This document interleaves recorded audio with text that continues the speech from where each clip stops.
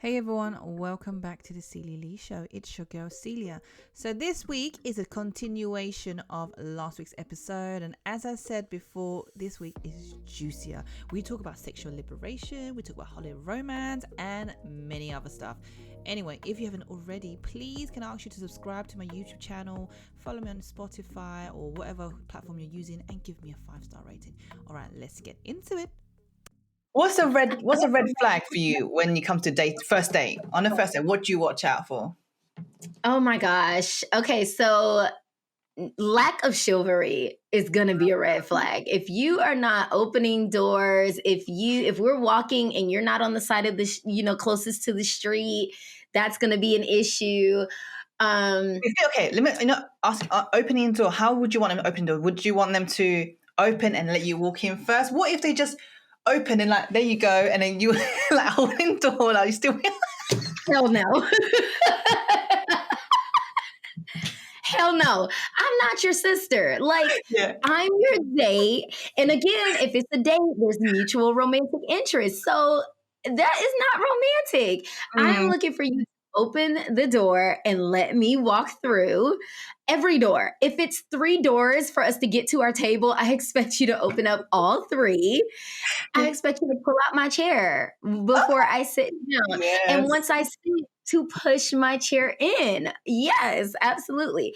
Now you get brownie points if we go over the menu and you ask me what it is that I want to order. And when the waitress come, I don't have to speak for myself. Yes. Oh, that's I love sexy. that. Yes. That's sexy. Now, if he doesn't, I won't take off brownie points, but that's something that I look for because again, to me, that's really masculine and it shows leadership for you to figure out what I want, ask me, and then you speak for the both of us when the waiter comes. Like, I really like that. I like it when a man can make drink recommendations. Okay. Again, those are extra brownie points, but definitely green flags right there. Let's see. Another thing is the conversation. If he can, I really need to be intellectually stimulated. Yeah. So it can be a real red flag and turn off for me when a guy cannot carry a conversation or he's like, even if you don't know like what I'm talking about, like say he asked me what I do for a living and I say, oh, I'm a betrayal trauma coach. Okay, you may not know what that is, but there's certain questions that you can ask to get interested. Like you really want to know about what I do. So that's the thing. Like if you can't carry conversation, that is definitely a red flag. Yeah. Also, I would say, of course, him handling the bill. You got to handle the bill. If you don't handle the bill, yeah, red flag, we're never going out again. And now one thing that I like, and I actually had this experience recently, is towards the end of the meal when I excuse myself to go to the restroom so, I can pamper and everything. I love it when he pays while I'm gone. So it's like, I didn't see the ticket come to the table. I don't even know what it was. I don't know what it cost because he took care of it while I was gone. I love that. Oh, Yeah. chef's kiss. Chef's kiss. Yes. And then when we go, like for him to grab my hand to, help me to stand up out of my seat. I love that. Like I'm so traditional in that sense. And for him to either like lace with my hand or I get to like, put my arm in his and he just like walks me back to the car, my car or his, again, opens the door, makes sure my leg gets inside, like all of those things. And if it's like, and then the text me or call me when you get home kind of thing. So you want to make sure that I get home safely. Like those chef's kiss, green flags. If none of those things are done, I probably would not go out with the person again. Because I always feel like this too. You only have one first impression. So I would even rather a guy reschedule a date if he doesn't think that he can show up fully. If you've got too much on your mind, if you're tired, like those kind of things, I'd rather you go ahead and reschedule the date because I want your full attention. I want you to be fully present in this date and really put your best foot forward because I'm going to be doing the same. And, that first date is going to determine the next date. So, why wouldn't you want to show up as your best self? But yeah, those are things that I look for on the actual date. Yeah. Yeah. What about you? For me, obviously paying the bill, taking care of it. Opening the door, obviously, things like that. Yeah, I like that.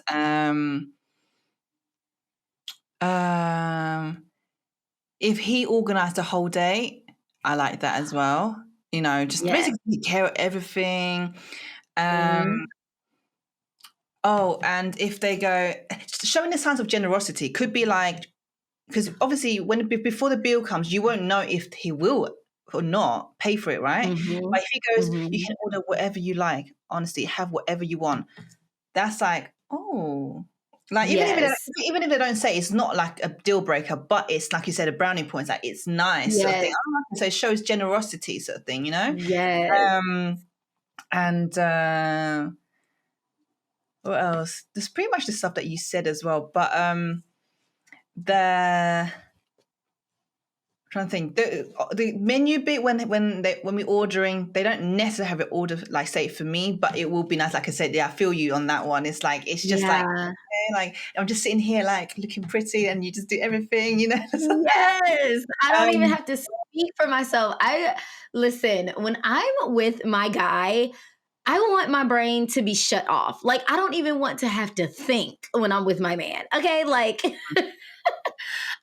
I do enough of that on my own. So it's like, to be in a guy's presence and I can just trust everything, my physical safety, everything. Like, he just takes care of everything. I am turned all the way on. Yes. And you know what? I do like it's, even on the first day, I don't mind this so as I'm walking in front of him, like for him to show like he's sort of protecting me, like he's put his hands on like just top of my hip, if that makes sense, or like my waist, my hip. Yes. And he's just like sort of like guiding me sort of thing. And I think that is sexy. It's very sexy. Because very sexy.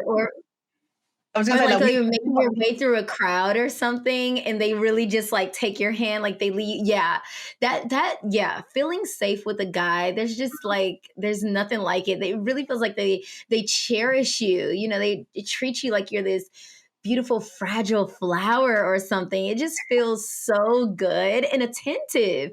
And I like what you said about generosity, because one thing I've noticed for sure, because I've dated men who are well off, they have money, they make good money for themselves. But just because they have money does not mean that they're going to be generous with their money. You have a lot of men who have money and they're stingy as fuck. So going back to what you said about generosity is very important. Like, yes, are you well off and you're generous with your money? And are you doing it because you want to? Like, and it's in you to want to do it? Because I noticed in my last relationship, he actually did a lot for me, but he also held a lot of resentment behind the things he did for me. And it's like, I didn't ask you to do them, but I think he felt obligated because he knew the kind of guy that I was attracted to. He knew the kind of attributes that I liked. And I think he really did go out of his way to be that. But then you built up all of this resentment behind it. And that's something that I don't care for. My thing is, like, be who you are. If you're generous, if you're chivalrous, and that's who you are naturally, be that. Like, show me that. Please don't pretend because you want to impress me. Yes, first impressions are important, but don't be fake, Yeah. So like, for example, like the generosity, another example is this, been on a date with this guy where he wanted to get cash out. He went to the ATM to get cash because sometimes he prefer paying cash. When you take a taxi, he preferred paying cash. Yeah. So anyway, so we were waiting after the dinner. We were waiting for a taxi, and then he's like, "Oh, I need to get some cash for the taxi." Now he could have easily said, "Oh, can you just pay for it and send you the money?" Now, by the way, I can't. If a guy ever says, "Oh, can you just pay it for now, and I'll send you the money back?" Do you think I'll be like, "Oh yeah, sure," like, and ask you for the money back? I'm not going to ask you for the money back because I'm exactly. Just like, you know what I mean? It just means I paid for it. Yeah, exactly. And it's just kind of it's a turn off. Anyway, so he actually put the effort, like, across the road, to find, because for some reason we just couldn't find an ATM, but he actually walked 2 minutes to an ATM to actually get cash. So, and he was like, yeah, wait for me here and I'll be right back. And I thought that was very nice of him. He actually put the effort to walk all the way down just to get cash. So he can like send me home when we were, we went the same way, but I had to go, he had to go further. So he dropped me off and then he went home. So I thought that was really nice. Yeah. And oh my God, actually, this is going back a little bit. Talking about have I ever been always been feminine. So you know, like how guys open the door for you for the car and stuff like that, right? So I'm used to guys opening the door for me, as in door, but not car door. So listen to this. So this is the guy I'm talking about who ghosted on me. So we went out one time and we ordered an Uber. The Uber came out, and then because I'm so used to, okay, well, as soon as the car comes, I'm just used to quickly get in the car. So when it came. And when I came, as he moved forward to the door, I just ran to the other side to get into the car. And then when I got in, and he was like to me, oh, I was being a gentleman to open the door for you, but you just got in yourself. And I was like, oh my God, I'm so sorry. I'm just so used to like getting myself. I said, don't worry, next time. So then I learned from that afterwards. Every time when we took taxi or Uber, I would just like, slow down, Cilia. He wants to take care of you. So I would just like wait for him to walk to the taxi and open the car door for me.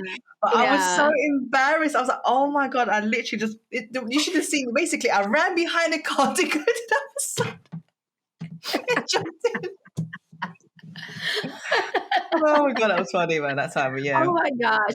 That's how you can tell we're just used to doing things independently and on our own. Like, you know, it takes a minute to turn that off. And I've even had to share that with people, like in the talking stage. It's like, don't be offended if you see me taking the lead. You know, you can just gently remind me. I said, because one thing is, for me as a single mom and the head of my household, I'm used to being in the driver's seat all the time. So to start dating a person that wants to be in control, I have to consciously remind myself to sort of turn that switch off and then to turn the feminine on. And that can be difficult when you're constantly having to operate in these different energies at different times. Yeah. But let me tell you this one thing that this guy did that it wasn't like a big thing, but it was just so cute that it really stood out to me. So I remember like maybe the first or second conversation that we had ever had, and he had asked me my favorite color, and my favorite color is mint green. And so when we went on our first date and I got in his car, he drove like this BMW. And his car had like internal lights, and he had made the lights mint green. Oh, It was so precious. And I was like, oh, I definitely noticed like the dashboard was lit up, and like the floor seats, like the lights that were around the floor, he had turned it to like mint green, and it was what happened to that guy? So what happened to him? Oh, yeah, this was the guy that ghosted. Oh, he fucked up big time. Bomb drop. Yeah, exactly. Yeah, that was the same. That's why I said, Cilia, like, just like you had said with your guy that ghosted, it's like things were going great. Like, there was no reason to think that there was any sort of issue. This guy we had talked about like taking our kids to Disney World together in Florida. Like, we were having conversations about what a life together could look like, and us potentially deciding to be committed. And then after this one situation happened with this weekend, things just fell off. And I don't know if, you know, maybe he was embarrassed about the whole situation of me having to sort of end up taking care of his kid for a whole night after going to the hospital or whatever. I don't know what it was, but it was going fine. I guess like how it was with your female friend with the whole 6-month thing. It's like you just have no reason to think that something is wrong. And then the person just up and decides one day that they just don't want to deal with you anymore. And it's like, what can you do about that? There's nothing that you can do. And the first few days after that, I kept playing the conversations back in my mind. I was looking at the text messages over and over and over again, trying to figure out, like, did I miss something? But no. To this day, I couldn't tell you what it was because I've never talked to him again since. It's situations like this that really confuses women, makes us think like Yes. there's something wrong. But like you said, no, it's just sometimes it's them, not us. If you know you've done the Yes, work, they are the problem. So don't take it personal. they are. You And know I you are really the right. believe the only thing that really saved me was the fact that I did not allow myself to get emotionally invested too soon. That Mm, really saved me because had it not been for that, because we had a sexual, we were intimate and everything. And so, normally that would have had me feeling some type of way and I just would have been internalizing all of that. But because I was moving slow in my mind and with my heart, he ghosted and I felt away for about a day or two. And then I was able to pull it together and I was okay. So that's another thing I think that, when it comes to protecting our hearts, as women, we have to make sure that we're not getting too attached. We're not allowing love bombing or limerence to take place. And we're all in this obsessive state of falling in love with all this potential. And we're overly fantasizing in an unhealthy way on what we think this can be with a person instead mhm. of reading it for what it actually is. Yeah. And even though I didn't misread this guy, I also allowed myself, like, it's okay to require a person to prove some things to you. You don't owe it to anybody to give them all of your trust in a short amount of time because you build trust through consistency. And consistency can only happen through opportunities for them to show up a certain way. So I think we definitely got to be okay with allowing time to get to know somebody and just sort of sees what happened. And I knew this guy like less than 30 days. So even Mm, though we had spent it seems longer, especially when you spend a lot of time with the person within a short amount of time. But ultimately, you have to remind yourself you're still getting to know them in a lot of ways and to just not allow yourself to fall a little bit too soon. yeah. And So don't get so that's what attached. saved Yeah, and don't be so attached to the outcome. Literally detach yourself. Like I me. learned my lesson from my last Detach. episode. I told you. I literally, like you said, the potential. I Mhm. was fantasizing, idealizing the potential guy, and fell in Yes. love with that version, which is why they say situation is harder to get over a situationship than an actual relationship because situationship Yes. have always been wondering, oh, could it be, could it, what if? Yes. Like then you're grieving on the fantasy, Yeah. basically, what could have been. Yeah. Because nothing is real as far as the Mm, technicalities. There are no technicalities in situationships, but your emotions are very real. And that's like the dichotomy, of the whole thing.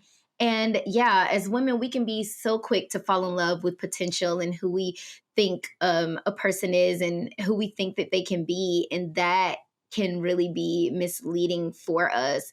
And it goes to knowing ourselves, like date with intention, know what you can handle, because if you're not a sneaky link type of person because you fall quickly and things like that, don't do sneaky links. Like don't feel pressured to have these hot girl summers and to be putting yourself out there like you're this hot girl when really you're more of a committed girl. You're more of a I date one person at a time girl. Like there are no rules to this. You realize you get to make up the rules as you go, but just be willing to be self aware of that so that you can show up in the dating spaces and you can get what you need. I think and that's really, really important. yeah, and also I would say it's the abundance mindset. Just know that there are 8 billion people on this planet. Yes, there is And somebody for everybody. yeah, exactly. Like just because maybe like I'm in London, you're in States. I mean, I could fly to the States and maybe find my husband. Although I do say that I believe my, Exactly. my, my husband is in the States. I've been saying this for Exactly. years, actually, Jerica. I actually really think Yeah. my future husband is in the States. Come get him, honey. He's probably Yeah. here. Hopefully, Yeah. he's here in Atlanta. Oh my gosh. Another important thing too that I've noticed is that there's a huge difference between chemistry and compatibility. And we can Mm. often fall for somebody because there's a lot of chemistry. And for Mhm. even some of us, there's a lot of trauma bonding going on that we think is good chemistry, but you're really bonding off of your traumatic ass experiences. But just because you have sexual chemistry with somebody or intellectual chemistry does not mean that you're compatible to be in a relationship with them. So it's like, Mm. but the chemistry is what gets the passion going, the pitter patter of the heart. It's the things that get our panties wet as women. You know what I'm saying? But that can die down, that can wear off, And so, what does the compatibility say? What are your long term and short term goals like? Do you want the same things? And see, that goes back to, are you dating intentionally, where you're trying to date for, you want a life partner or long term relationship? Or are you dating short term? And that's one thing I do like about these dating apps is they make you define that. Do you want monogamy?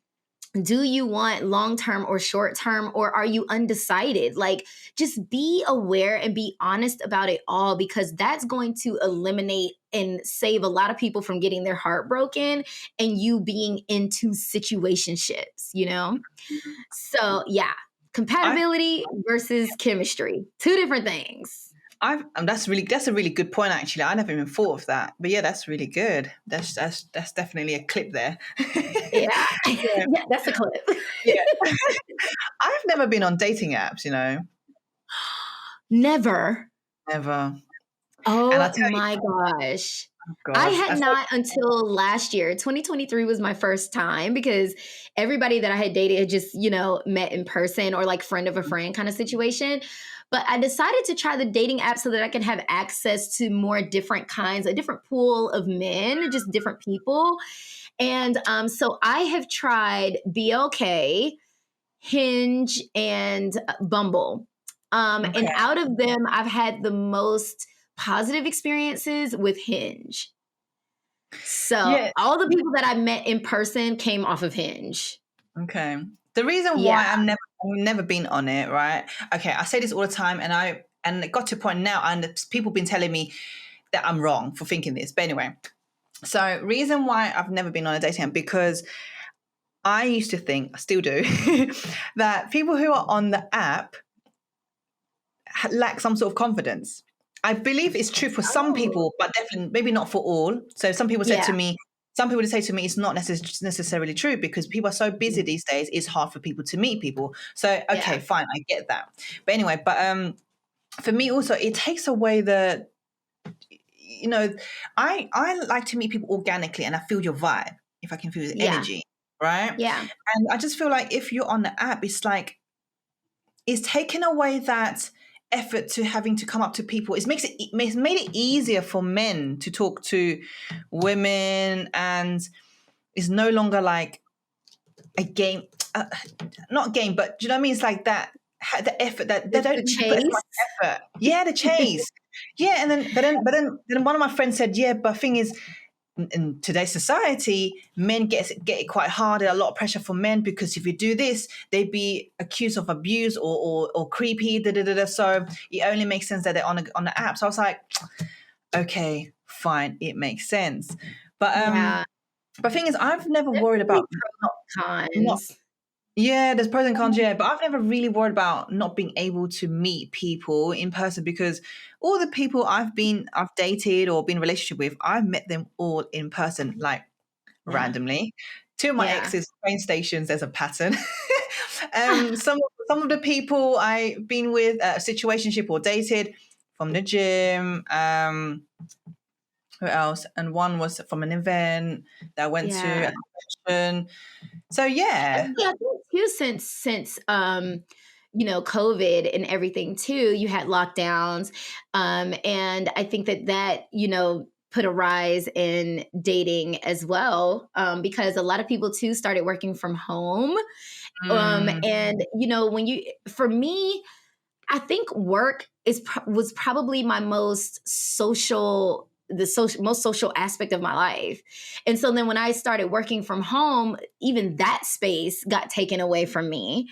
But what I realized is that one space isn't better than the other. Like, I married my high school sweetheart. The people I dated after that were people that I knew for years, friend of a friend, still got my heart broke. So, you're not guaranteed any kind of sense of security or safety either way that you go.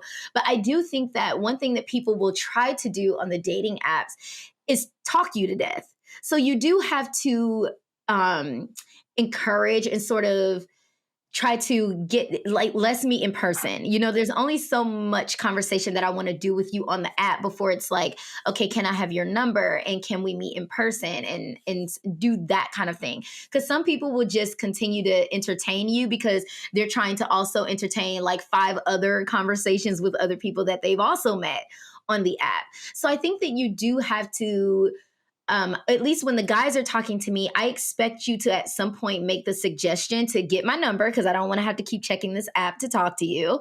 And then from there to suggest that we get on a date. And it tends to move very quickly. Like, at least in my experiences, there may be 1 or 2 days of chatting on the app, and then they ask for my number, and then we have maybe a day or 2 of FaceTime or phone conversations, and then by that point they're asking me out on the date and we're meeting in person. So usually, within 7 days I've met you on the app, had conversations, and we're meeting for the first time within the first 7 days of us first communicating. So I mean, it's different for me too. I think that, the astrologer in me has wanted to test this area too because, Pluto moved into Aquarius recently, and Aquarius is innovation. It's about forward thinking and future things. And I think that when it comes to dating, I'm very traditional, but not very conventional. And so I was open to like, let me just sort of see what I can find in these spaces. I have seen some people find true love. I mean, they've married like some great people. So I don't want to like cut off my options. Would I've preferred an organic meetup? Yes. But I also don't want to limit myself to what the universe has for me or what spirit has for me because I have preconceived notions, So it's been an experience, and so far, I've been enjoying it. It's been cool. Maybe And I there's should try certain it. things that you kind of get to know up front. Yeah. And it's a nice conversation starter because when you have like your profiles, there's certain things you put on there. You can put green flags, you can put red flags, you can put, hey, don't even contact me if you're not into this. You can put whether you smoke or drink or have kids or want kids. You can put on there what your occupation is, your dating style. So like, I like the fact that you kind of get to know a lot about the person up front. So can you swipe left and miss out on something? You could, but you can also swipe right and find something that like actually works for you too. So, that's the thing. Like if you're a sporty person or you're into fitness, that might be something if you want that in a partner, that would be something that you would want to go ahead and include in your profile. Hey, I'm really interested in people who are sporty into fitness because this is a big part of my life versus, you can meet somebody in person and you may not find that out until you go out on the date. But if that's a deal breaker, at least with the dating apps, there's just certain things that you will already know up front. That is one thing that I've really been enjoying about the apps. Like, if you're not a generous person, if you don't believe in certain ideas, even down to like religion, because you can put your religion like on Hinge, you can put your spiritual preferences on there. And so I am a more openly kind of a spiritual person. So, if I match with somebody and say he's like conservative Christian or something like that, I won't say that I wouldn't match with him, but that's like one of the first things that I would get into conversation, because how much is it going to be a deal breaker that we have different spiritual beliefs? So, like those are things like I do like that you just kind of get to the point about certain things and you're not wasting your time entertaining somebody that you wouldn't be compatible with. And again, when you meet somebody organically, you're going off chemistry. But at least with some of these apps, it's compatibility first and chemistry second. And so if you're the kind of person that's dating for commitment and long term, the compatibility actually becomes more important than the chemistry. So it's a trade-off. You're making me think about it. I'm considering it. The day I do become on, the day I do go on an app, go on a dating app, I said to my friends, I'm going to announce it on Instagram because I always said, because I've always been very adamant, I'm never going to be on an app, things like that. So if I do, I'll have to announce it. I'm like, yeah, I'll do that. Yeah. I mean, and the thing is, we make the rules. So if you try it and it's just not working, get off of it. You know what I'm saying? Like, it doesn't have to be a permanent decision, you know? Okay, let me ask you one more question. Okay. Let me see. What's the most, I use this word specifically, what's the juiciest experience you've ever had in terms of dating? Woo! Okay. I think the juiciest experience. You know what? I love the body language. You're already like, it's like you're like mesmerizing it. Yeah. Listen, this experience was juicy because I swear it was like a scene out of a movie. Okay, so had the first date with this guy. It was going really well. We'd gone to this lounge, but the lounge closed kind of early. It closed at like midnight, and he didn't get there to meet me until like about 9:30. So we didn't have much time together. But, you know, we spent some time together getting to know each other. And he suggested that we could go back to his place. And I felt comfortable with it. Again, ladies, tune in with your body. You know, somebody invites you back to their place, please tune in and see how safe you feel. So checking in with myself, I'm like, okay, I feel good. And plus, we were going back to his place, not mine. So he doesn't have my address. And so, you know, went back to his place and, you know, had some shots. And I just allowed myself to get loose, y'all. So for those of y'all that are listening that don't know, my alter ego is Peaches. And she is the feisty, spicy side of me. And I'm just allowing Peaches to take over in this moment. And, you know, like we start kissing, like he's sitting on the bar stool at the island, the counter in his kitchen, and like he has like his legs open and he like pulls me, you know, like in between his legs, and we're talking, like I've got like my arms like around his neck and we're talking and like we're kissing, we're making out, and baby he picked my ass up. He picked you up. He picked me up, put me on the counter, and gave me the good.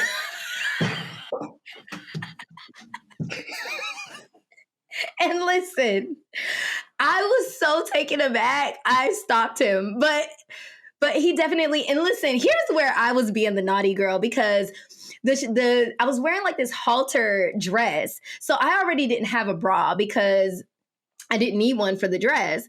But I decided not to wear any panties that night either, because why? Like, I just want. Do y'all ever like? I know, ladies, you have to have moments where you're just like, fuck the panties. Like, I don't want to wear the panties. I do all the time. Yes. So I was like, okay. So I didn't have anything. So when he put me up on the counter and like hiked my dress up, girl, like everything was out, girl. He lifted my legs and went in, like, yes.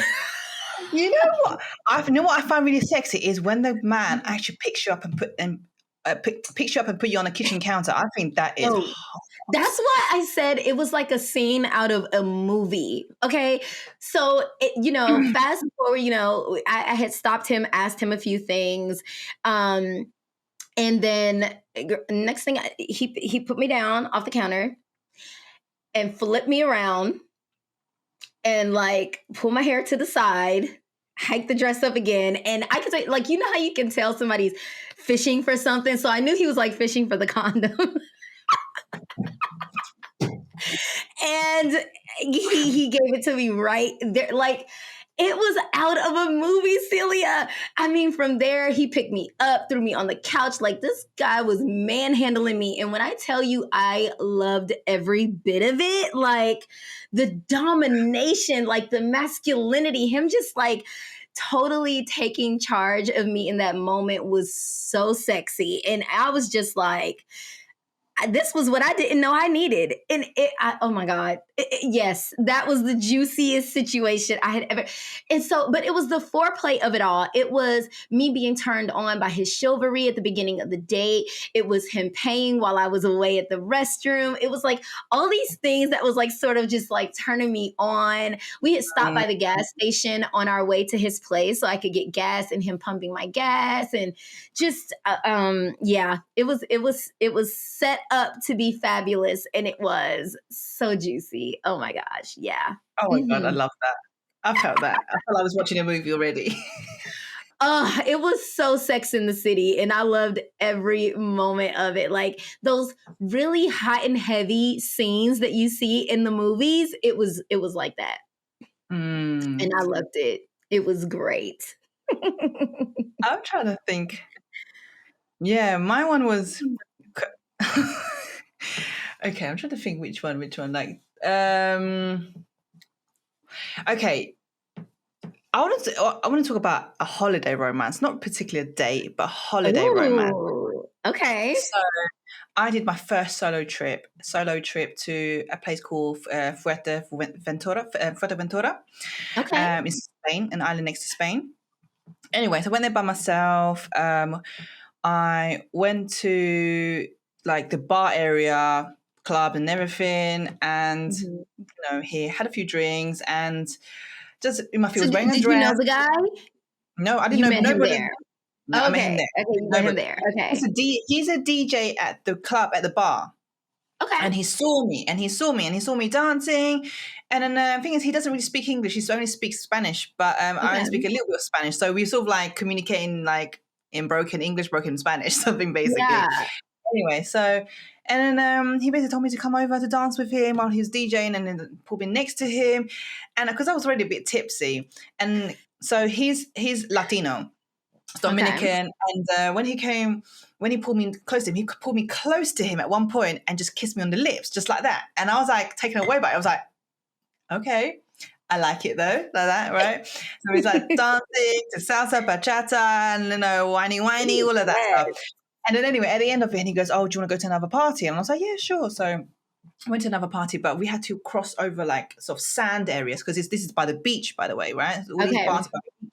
So now I'm wearing sandals here, and I was like, "Oh, I don't want to walk in here because then all the sand would be on my feet." So then he picked me up to walk across the sand to go to the club. Aww. And I was like, "Oh, like that, yeah." Yes. And he goes, and then after the party, he goes, "Oh, do you want to come to mine?" And to his, and I was like, and for me, again, it's discernment. I'm always tuning into my body. I know when it's safe. I've just believed that I know. Also, I believe I'm protected by my spirits. So I said, no. I said, you can come to mine, because my logic is that I don't know what's in yours, but at least I'll feel safe if you come to mine. So anyway. So he came to mine. So first we had a few drinks, was just talking, vibing, whatever, and then so we started dancing, and then I was drunk, and so I started dancing. I don't know if you see my videos. You know, when sometimes when I do heels dancing, I'm on the floor, some floor work. So I did some floor work, and I'm on my fours, and then he comes behind me, and basically on the floor like that. And then I was just like, oh my God, yeah. Anyway, so the whole night literally was just him eating me. Right? Oh. We didn't have sex. We didn't have sex that night, but he would just eating me out so good, okay? And then we went to sleep. Woke up the next morning, he wanted, like, we were getting intimate again, but he was like, oh, let me go get a condom first. So there was so respect for him. He actually stopped, went to the supermarket to get condom, came back, freshened up, and then literally the whole weekend, we spent Friday, Saturday, Sunday together. The thing is, coincidentally, he only lived 5 minutes away from my hotel. Oh, so wow. anyway, so he spent the whole day in my place. Obviously, we were like having sex the whole day, basically. Yes. It was just the most. Oh. I can't even explain. Just most sensual and passionate like time, and I cooked for him, and then he cleaned up. It was like literally a little relationship over the weekend. And you know what? Also, like he was like giving me massage, literally treating me like a goddess. It Oh, was I love beautiful, it. just so nice. And I don't know if I should say this on here, but he had a piercing at the top of his just No. below his the tip. And I don't know if Yeah. it's because of that. The way he penetrated, the way it felt was even never felt like this in my life before. Oh, yes. I I never have felt like I've never had sex with somebody that has a piercing there, but if it has like a little bit of a curve, like a little bit of a hook to it, baby, oh my God. Yes. Give me yeah. more. Yes, Yes. anyway, so when I saw the pet piercing, at first I was a bit like, oh, what the hell is that? And he told me, oh, it's piercing. I was like, oh my God. But the sex was just, I don't know if it's the size or is actual the piercing. I think it's the piercing, but he didn't have to Yeah. do much. It was just as soon as he put it inside, it was just like, Jerica, I can't explain, but it's like something I've never experienced, felt before. It was just like Mm. up to my brain, like, Oh, best orgasm ever. yeah, and I don't know if it's a Dominican thing, but he loved eating the pum pum like till I know there's one point he ate it for 20 minutes. Do you know why? Because we had music. I was playing music from this particular playlist that I have. I know where 20 minutes is, and he was just eating it for 20 minutes. And good. Oh, baby. Did you not keep in touch with this guy?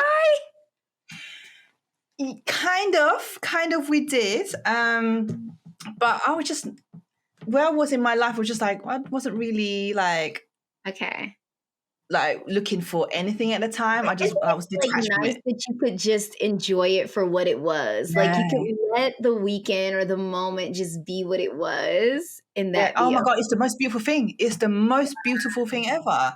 surrender. And Surrender. but and you know what? He's not even my usual type.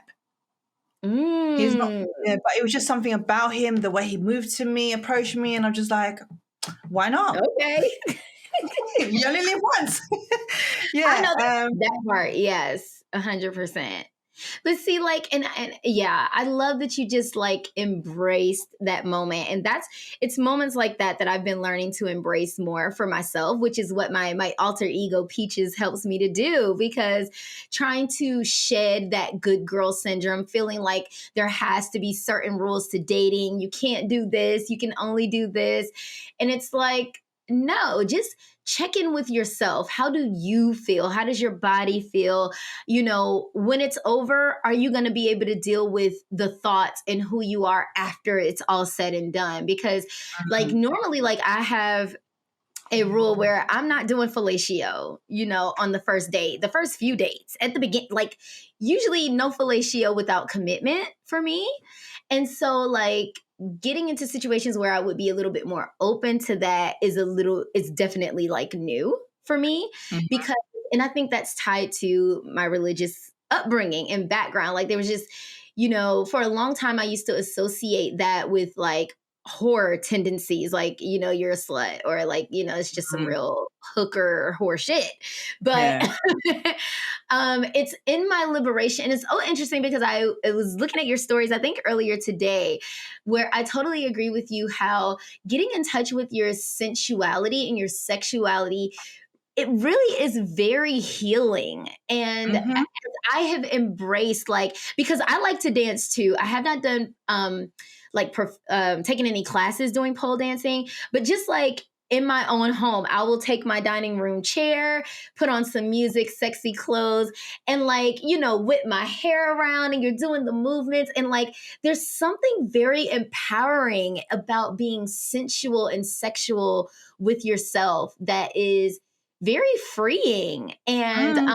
I've really been enjoying like exploring that side of me a lot more, which is starting to affect my confidence and my self-esteem, and then like helping me to show up more confident when I'm on a date or when I'm, getting to know somebody. Yeah. Oh, 100%. Dancing has been part of my healing, my self love journey, my glow up Yeah. journey. Because when I was in my 9-year relationship, my boyfriend at the time, he was very judgmental. And so I was very like, oh, and I didn't know what sexy meant at the time. But as soon as I left him, I don't know what it was. I would start dancing heels dance, and it Yeah. gave me the courage to really embrace my sensuality and all of that stuff. And like you Mm-hmm. said, it's liberating. And I think, you know, Yes. it's because we women, we are supposed to be sexy, sensual. Yes. Sensuality is part of a feminine energy. And if we keep Yes. suppressing that, Yeah. we obviously never going to be free. We're always going to be like in our head and be like, oh no, like we have these rules like, oh no, I got to be a good girl, got to be a good girl. Yes. Just because I had this holiday romance does not mean I was being a hoe. No, there's a Yes. difference. I wasn't going out every single night hunting this guy. No, it wasn't.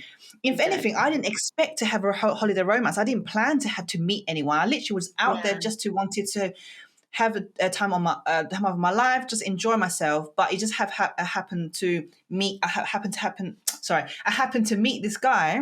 Yeah. And again, tune into my body discernment. I felt safe. So, ladies, yeah, is first of all, do it only if you feel safe. But I felt safe, and yeah, that's why I went ahead with it. And I Yes. just thought, let me enjoy the moment.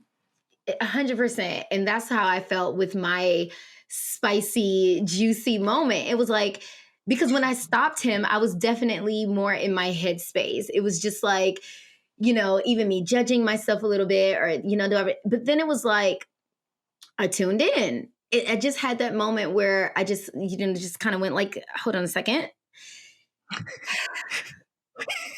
Yep, I'm doing this. You know, like to check in with me, because too, like, you don't want to feel like you're being pressured. You know, you don't want there to be this peer pressure feeling like you have to, like you owe this guy some coochie, or you owe him any sexual favors because you went out on a date. So it was just me checking in with me, like, is this what I want to do? And it was. And it was like, once I made that decision, child, I released the beast on his ass. And it was great. It was so liberating. And I just allowed myself to enjoy it. So, yeah, like for any listeners who struggle with good girl syndrome, or you come from a religious background, or, you know, perfectionism, criticism, and stuff like that, like begin to tune in with yourself and consider dancing and getting sensual, you know, masturbating, like getting in tune with yourself and your body. Consider that as a form of healing. It's some secret sauce that I don't think a lot of people realize, because we try to always heal from an intellectual space, but a lot of healing is very somatic. It's very much in the body. And you can get all the talk therapy and do all the mental stuff, but it's the body that keeps the score. And there's something about when you are getting in touch with your body and sensual, that's the real healing that you're doing on a somatic level. And it's so powerful. Talk about masturbation. Another thing is, like, a lot of times I used to be ashamed of it, be like, oh, I don't want to talk about it. But then a few years ago, then I started to learn more about the female body, being a woman, is like embracing my sensuality. So part of my self-love journey, it's like, if I don't know what I like, what feels good myself, how can I tell the man what feels good? Because the man don't know what feels good. He's just going what he thinks by the look of you. Sometimes women be pretending that they like it. So it's okay to direct them. Actually, no, babe, move their hands here. Yes. More gentle, like that. Do you know what I mean? So, like 100%. I do. I need you to be French kissing my girl down there. Yeah, I need you to like. I hate when guys do like the pecking. Don't peck my peach, okay? I need you to French kiss my peach, okay? I need you. Some of these guys need some tutorials. Like, oh my god! Oh, and I always say, it's not a DJ deck. Don't be just going.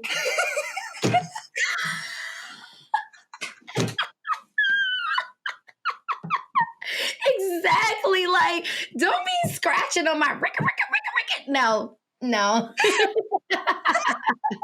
No. I need you to have the Midas touch with my stuff. I need you to be sensual with that thing. Honey. Yes. Yeah. Oh my God, this is too funny. Yes, yes. I need you to be French kissing my girl. Yes, Yeah. 100%. Yeah.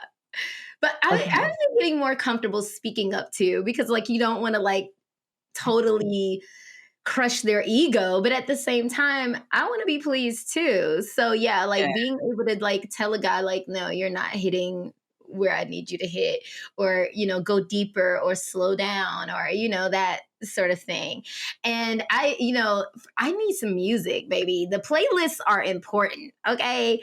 Playlists matter. It's such a big What kind of thing. music? Old school, like R&B, the slow jams, or Oh, I am. yes. I would love I that. do. Yeah. I like the 90s R&B slow jams, Yeah. but I also like the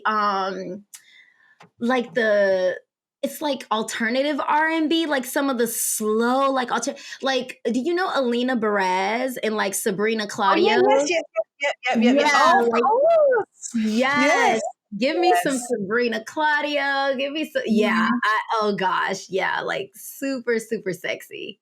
Definitely. Mm, love that. Um, Actually, I've got one more question. Sorry. Okay. What's your favorite position? Missionary.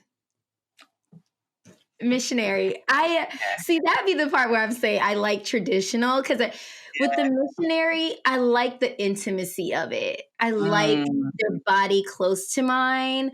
I like the yeah. fact that, I like to be spoken to during intimacy. So like, you being like right there, like whispering in my ear. I like the fact that in that position they can like scoop their hands like behind my back. Like I just love when they kind of like lift your body up a little bit. Oh God, yeah. Missionary is, it's traditional for sure, but it's so Mm, sexy to me. I like the face to face. same. I like the closeness. Yeah. Yeah, same. Hmm. Do you have any like I don't know if you can say here if you want to say here, but like sort of any like secret weapon that you only like do it and then you feel like the guy deserves it? Yes, I have yes. Usually that would be a certain thing that I do, fellatio. Yeah. Um, it's just like technique that I had learned to do, like with my tongue and the suction of my mouth while playing with the huevos. So, yeah, so there's definitely something that I like to do there. I also like this little sort of like this little dance that I do. Like if he's hitting it from the back, there's like I have like how you can make your ass cheeks like jump and stuff. Like it's little tricks and stuff, that you gotta give. I feel like I'm entertaining when I'm in that position. So Yeah. yeah, and I'm definitely putting on a whole show. If you're back there, yeah, I'm about to be doing some things for you for sure. Yes, that and reverse cowgirl is pretty fun too. Mm. Yeah. Um, What about my, you? my secret weapon is splitting on his thing. Yes. So like one of my leg would be next to his head and his shoulder here, and then my other leg be there. And obviously, so then it's like I'm here looking at you like this, and while I'm twerking and Yes. splitting, yeah, Yes. Oh, that's sexy. Oh, I love that. I really like that. I don't know if you know that song. What is the song? I think it's called Freak Like Me by Megan Thee Stallion. yes, yeah, There's yeah, a yeah. line in the song where she says, "Can't nobody get up on their tip toes and roll to the tip like me." And when I tell you, I have turned that into a move all on its own, where like you literally dancing, or like you kind of like in your movement, you kind of like spell your name in cursive. Now that's kind of Yeah, fun. Yeah, that's kind of fun too. Yes. yeah. Baby, usa la lengua. We need that. I need all of that. Yes. Mm-hmm. Oh my God. Amazing. Oh my God, it's been 2 hours. Okay. Oh my goodness. Oh no, you're gonna have to do so much editing. Yeah. I'm gonna make it 2 parts. Episode 1 and Yeah, episode 2. Yeah. this was so juicy. It was very juicy. I loved it. Yes, I enjoyed this. Thank you so much again. Yes, thank you. I really enjoyed this. This was so good. And I hope that like the people who listen can resonate with it, like all of it, like from the dating to the sexual liberation, the tips, you know, advocating for yourself in relationships as well as sexually. Yeah, I hope that this makes the taboo things a little bit less awkward, a little less taboo, and we realize that clearly we're all out here fucking and having sex. So we need to make these comfortable conversations to have. It's how we all got here, you know? So Exactly. yeah, this was awesome. Thank you, Cilia. Thank you.